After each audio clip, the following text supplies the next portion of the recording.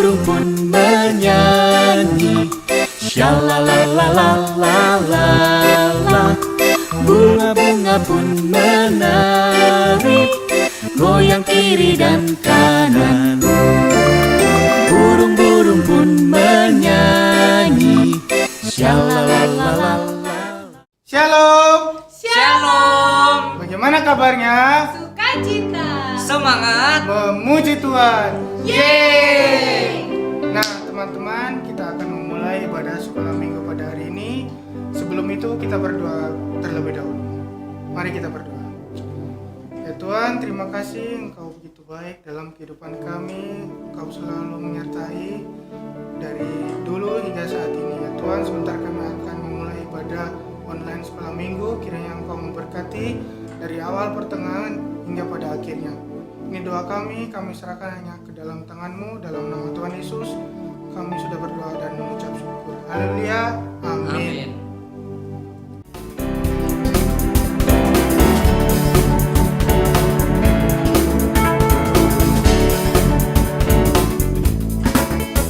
Yesus pokok dan kitalah caranya, tinggallah di dalamnya. Yesus pokok dan kitalah caranya, tinggallah di dalamnya. Yesus pokok dan kitalah caranya, tinggallah di dalamnya. Pastilah kau akan berbuah.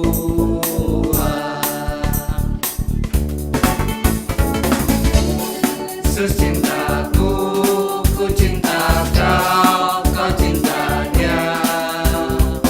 Yesus cintaku, ku cinta kau, kau cinta dia. Yesus pokok dan kitalah caranya, tinggallah di dalamnya. Yesus pokok dan kitalah caranya, tinggallah di dalamnya. Yesus pokok dan kitalah caranya, tinggallah di dalamnya. Pastilah kau akan berbuah. Pastilah. Pastilah kau akan berbuah. Yeay.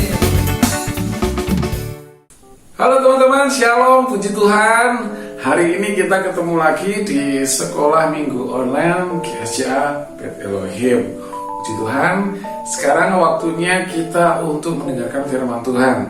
Firman Tuhan hari ini bercerita tentang seorang raja yang dia itu punya keinginan, dia tuh pengen sekali membangun rumah untuk Tuhan, membangun bait suci, membangun kemah suci yang bagus, yang indah untuk Tuhan. Tetapi keinginannya ini tidak dapat terlaksana, dan itu membuat dia sangat sedih. Tetapi Tuhan memberitahu kepada raja ini bahwasanya nanti anakmu yang akan membangun bait suci untuk aku. Jadi kamu jangan sedih, jadi kamu jangan risau lagi ya. Kira-kira kisah ini tentang siapa ya? Oke. Baiklah, kita akan menyimak video yang satu ini supaya kita bisa mengerti lebih dalam tentang kisah ini.